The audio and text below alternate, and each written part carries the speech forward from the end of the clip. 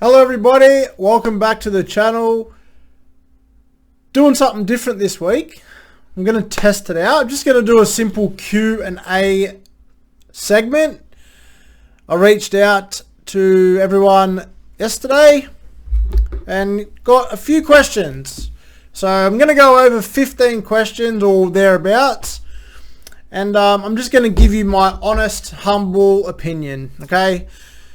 If I'm wrong, don't shoot me. If I'm right, then amazing, right? So I'm just going to go over some questions that people sent through to me and I'll give you my thoughts. So we're going to start off with question number 1.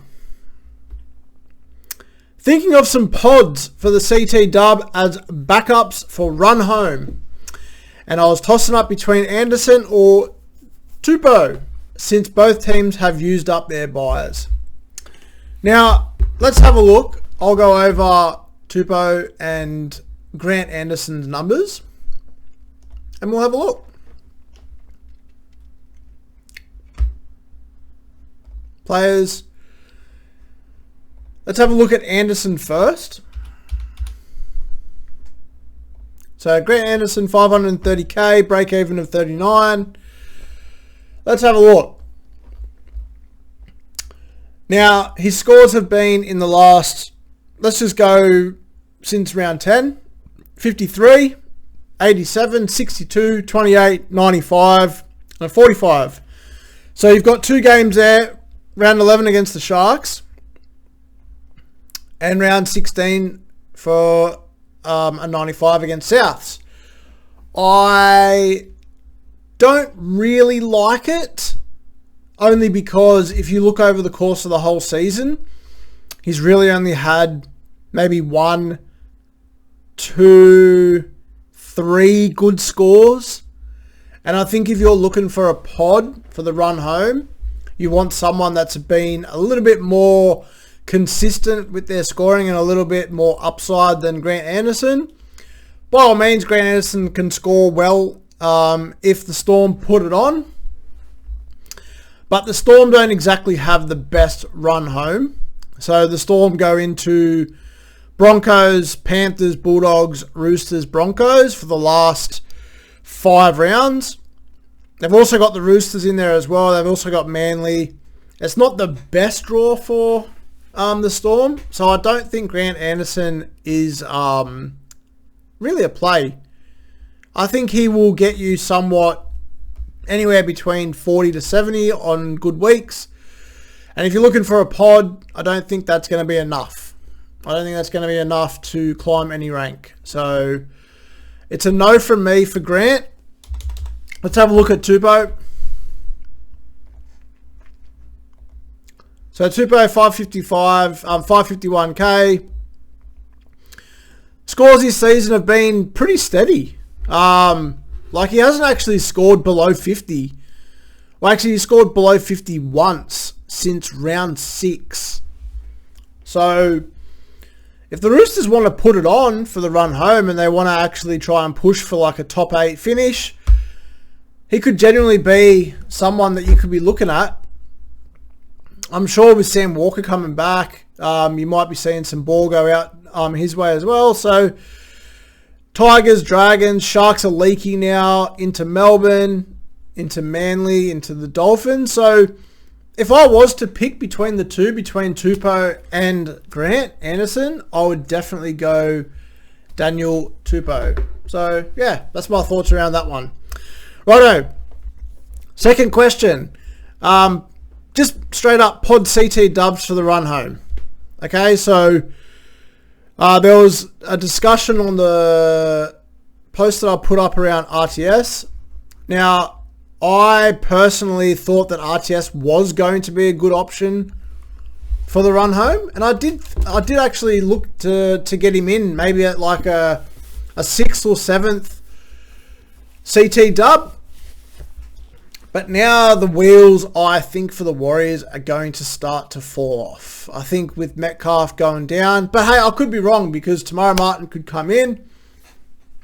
and the wheels could just keep spinning. Like, I don't know. I really don't know. I think that Tamara Martin is good enough footballer to continue the Warriors' surge into the finals, but I don't know.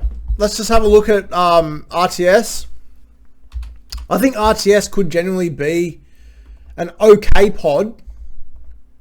I just don't know if he's going to be good enough to separate yourself from the pack.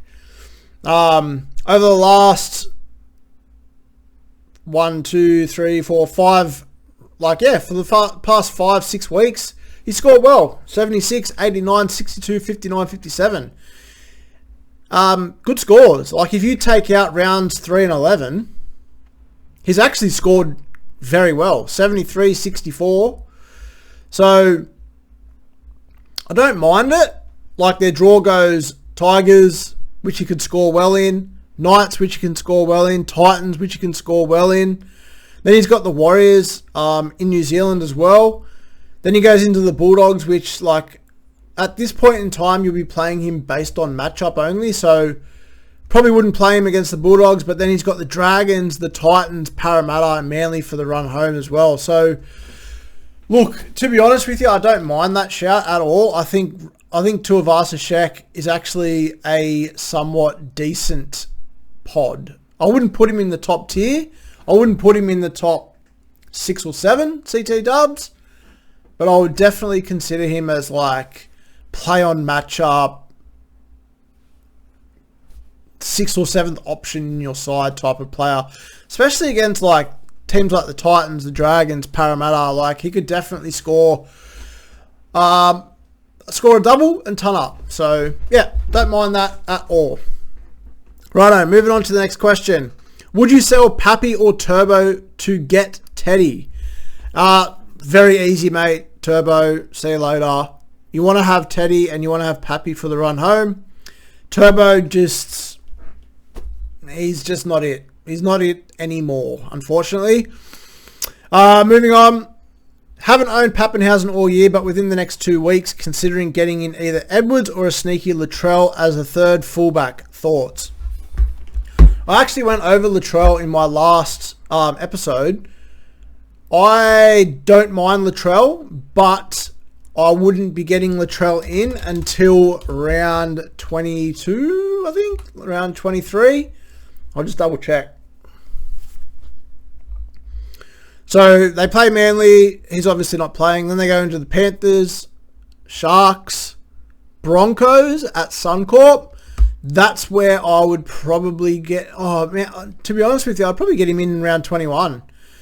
Sharks, Broncos, Titans, Para, Dragons, Roosters. I like Latrell for the run home. I think the two main fullbacks that you want for the run home is Teddy and Pappenhausen. I think there's going to be a world where the third fullback can be between Latrell, Dylan Edwards, Drinky. I don't mind Latrell. I really don't mind Latrell from rounds 21 onwards. I might even consider it myself. I'm just running a little bit low on trade, so I think the fullbacks that I've got right now are going to be the ones that I set and forget with. So let's have a look at Edwards. I know that Edwards hasn't had the best season in regards to SuperCoach, but lately he's been alright. So the last 2 games, he scored 102 against the Dogs. He scored 88 against the Tigers. So he seems to be coming into a bit of a patch at the moment where if you jump on now, it might be alright. You know, they've got Para next week, which he could back up. He's got Souths, Tigers, Titans, Newcastle. Like, it's not a bad shout. The only thing is, I don't believe that Edwards has the same ceiling as the other fullbacks. He's got 1 good score, or 2 good scores. He's got the Bulldogs 102, and he's got the Roosters 134 back in round 7. But outside of that, he's been very underwhelming in regards to a ceiling. So just keep that in mind. I think he will be safe. I don't think he will let you down. It's just a matter of who your other 2 fullbacks will be for the run home. Yeah, that's my thoughts. I don't mind it. Moving on. So, is AFB a sell? I have Tarpany, Haas, May, and I can move Keon or Aaron Clark to front row. Look, man, if you've got Tarpany, Haas, May, and you've got Keon and Aaron Clark, I don't know. Yeah, I mean, yeah, sell AFB purely because you don't want to end up having a headache in regards to who you need to play every single week, because at the end of the day, you don't want to have 4 gun front rowers, because then you're going to want to play all 4 of those front rowers, which takes 2 of your reserves completely out. Then you're going to want to play a gun fullback, right? There's 3 reserves. And then you need to decide out of all of your CT dubs, your 5'8", your halfback, your 2RF, what your last reserve is going to be. I think people that have loaded up on their front row, that have 4 really, really good front rowers, are going to have selection headaches when it comes to the run home, because let's just say you have Haas, May, Tarpany, AFB, Aaron Clark. Do you know what I mean? All of these guys, you've got 5 to 6 amazing options up the top in your pack. What about gun 2RFs, halfback, 5'8", CT dubs? Do you know what I mean? So I don't think you need to load up on your front row. And I think if you've got all the guys that you mentioned in your comment, I think AFB is more... I think he is okay to sell. Righto, next question. When would be the best time to nuff, or just don't even bother doing it? Look, that is team dependent, and there's so many different ways to skin the cat. I don't have any nuffs at the moment. I'm going to be looking at nuffing pretty soon. I've got 10 trades left. There's a world where I have 2, maybe 3 nuffs by the end of the season. Ideally, I only really want 2 nuffs. But if you are stacked across the board and you're more than happy to nuff 3 or even 4, 1 in your CT dub, 1 in your 2RF, 1 in your front row, there's 3, then by all means, go for gold. I think 2 to 3 nuffs is perfectly fine. I think once you get into the world of like 4 nuffs or 5 nuffs, then you're starting to really risk it when it comes to injuries later on in the season, especially towards the back end, and especially when it comes to restings and stuff. So I probably 5 is too much. I think that sweet spot is between that 2 to 4. Other questions? What to do with the second 6? Nuff, upgrade, or leave King Tongia as is? So, the second 5'8". I personally don't like nuffing in key positions. I've always had that mindset. But if we're going to have a look at 5'8", I've got Munster in my 5'8", and there is every world where Munster gets a rest towards the back end of the season. So I personally wouldn't be nuffing in my second spot, because if Munster gets rested, I'm going to be without a 5'8". So I think there's going to be quite a few options to actually run home with in that 5'8 spot. You've got Ethan Strange. Like, if you have a look at the Raiders draw is quite good. I don't mind him. You've got Dearden for the run home. You've got Brimson. You've got KO Weeks. You've got Jaden Campbell that's coming back in. He's cheap now too. Also, Lockie Galvin, 448k. He's going to eventually start, surely. He's going to eventually start. You got Blaze Tulagi. You've got... Look, there's so many options there. Just be mindful that if you do want to nuff at 5'8", make sure that you're going to pick a player in 5'8" that is very reliable and likely won't get rested. That's all, like that, because if you end up losing both your 5'8", it's going to hurt you. So I don't like the idea of nuffing at 5'8". Next question. Keep Nico with strength of schedule or trade to Hughes. Now, the whole idea between who to keep between Hughes and Nico, for me, is something that is constantly on my mind at the moment. I don't know who I want to keep. I do want to end this. I do want to end the season with Cleary. It's just a matter of who I want to keep over Hughes and Cleary. Hughes and Hines. I personally think that it's looking like I will want to keep Hughes more because Nico doesn't seem to be the player that he once was, right? I think the Trindle-Nico experiment is just fucked. I don't think it works. I think the Sharks are 10th for a reason, and I think that's why. And I think the ceiling that Hines used to have is gone. And I think that Hughes is coming into that purple patch where he's starting to find tries and try assists and stuff like that. And I think if the Melbourne do pile it on for the run home, Hughes is going to be a pretty decent focal point for that. I would prefer Hughes at this moment in time over Nico, but the Sharks do have quite a good run home. So, let's just have a look at the Sharks run home just quickly. Where are we?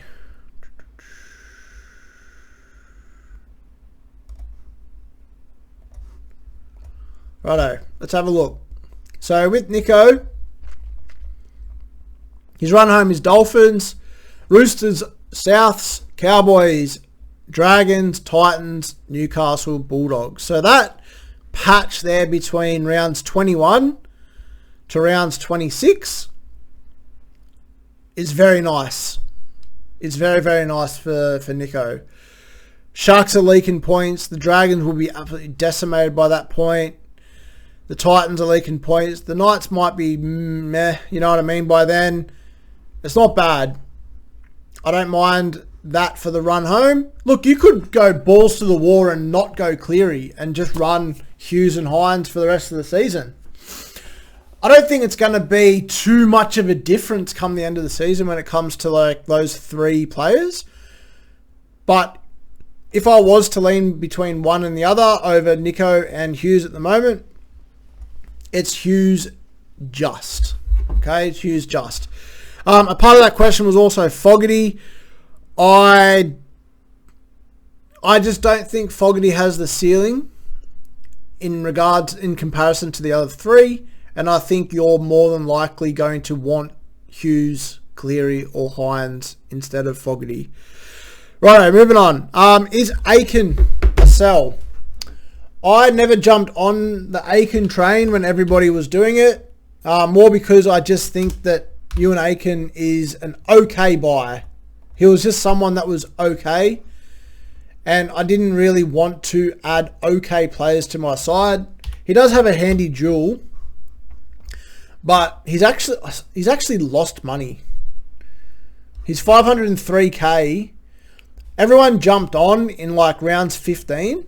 And since then, he has gone from 540k down to 500. Scores of 48, 55, 48, 60, 53. Yeah.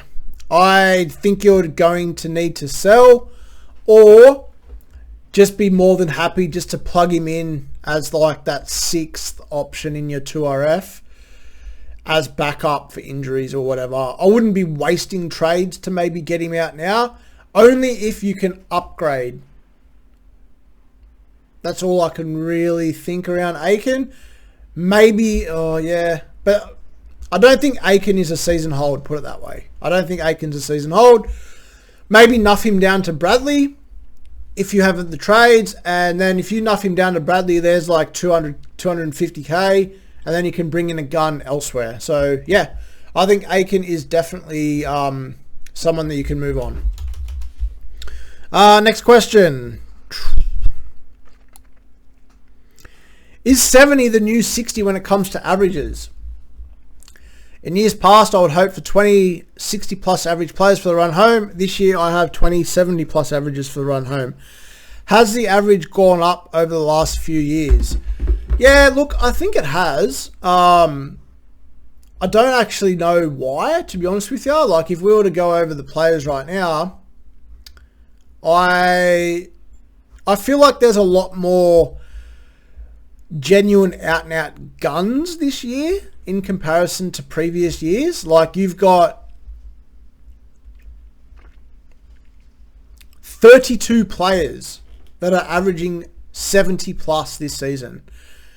That seems a lot higher than previous years, but I'm just going off face value there. I don't actually know for a fact if that's true or not. It just does actually feel like there is more 70 plus average players this year. So not a bad question. I think there's genuinely a possibility that has gone up. Yeah.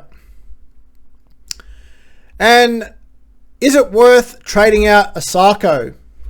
Is it really worth bringing in Marky Mark? And what is the best 3 fullbacks to have? Currently have Teddy, Drinkwater and Paps. Righto, is it worth trading out a Sako? I've got a Sako, and for me the problem is, I think with Nikorima going down, I think that the attack is going to end up evening itself out. And I was genuinely going to sell a Sako. Now I'm actually considering very much saving a Sako and just keeping him there. I just have a bad feeling that if I do sell a Sako, he's going to be one of those players that can go on like a run of like ton.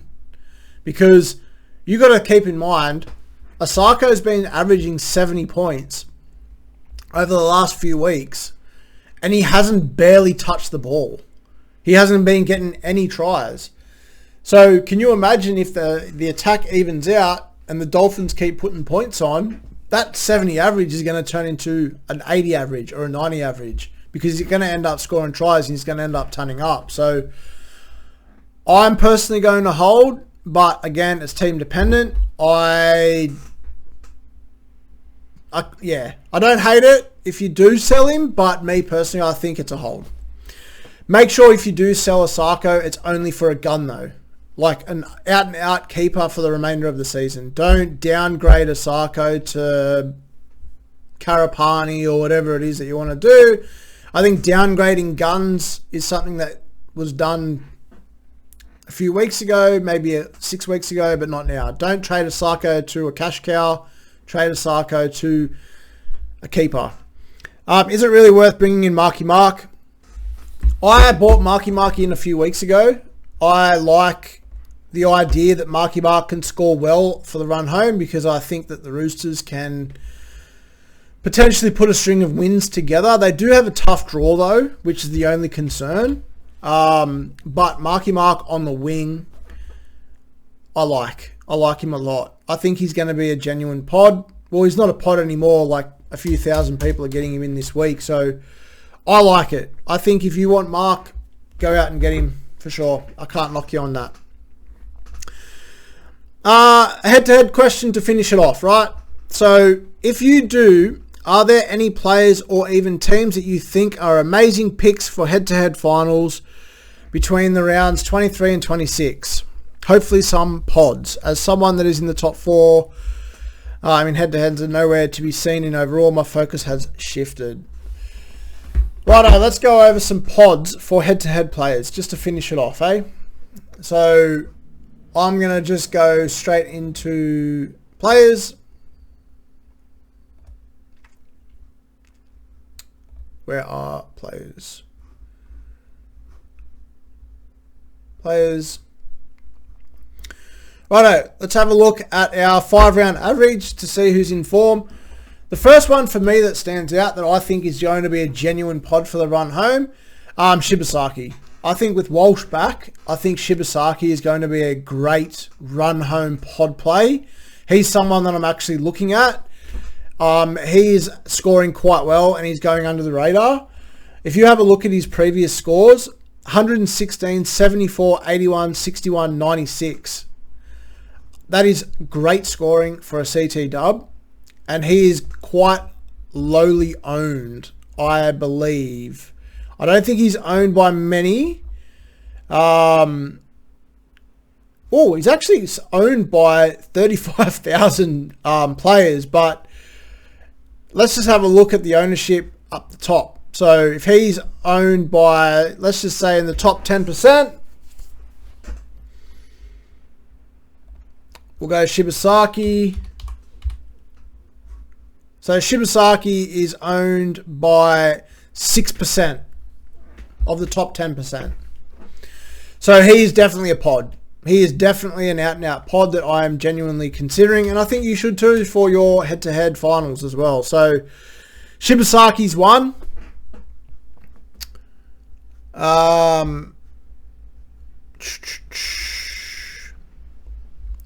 Keep scrolling down. I'll give you 4 off the top of my head. Roger, Tuivasa-Sheck, 2. I think he's a genuine pod for the run home.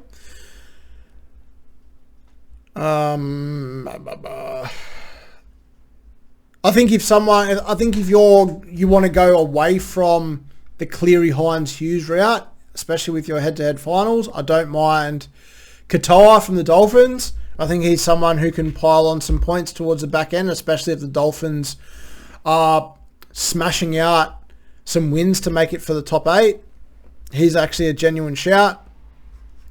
Keep an eye on Ola Kawatu. Ola Kawatu is going to be due back actually quite soon. Round 21, I think it is. And he's someone that you can pick up after everyone just sold. So Ola Kawatu is another one.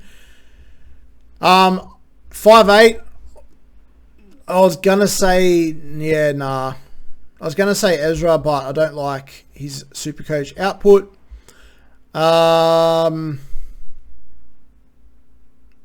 Ethan Strange in 5'8". I mentioned Ethan Strange before, especially with their run home. Raiders draw is very soft. So if you're looking at someone in your 5'8" spot, the Raiders have the Dragons, Parramatta, Knights, Dragons, Manly, Tigers for the run home. And a lot of those games are in Canberra. 1, 2, 3, 4, 5 games are in Canberra. Very, very much like that. Any Raiders players for the run home? Honestly, any Raiders players with an upside, I quite like. And yeah, we'll do one more. If Galvin starts, keep an eye on Galvin. If Galvin starts in the next 2 to 3 weeks at 430 something K or whatever, grab him immediately if he starts in the halves for the Dogs. All right, and that'll just about do it, guys. All right. Geez, 28 minutes. Fuck, that flew. Righto, guys. All right, thanks for tuning in. That was the Q&A. If you've enjoyed that, pump some questions in the comments for me. Hit that like.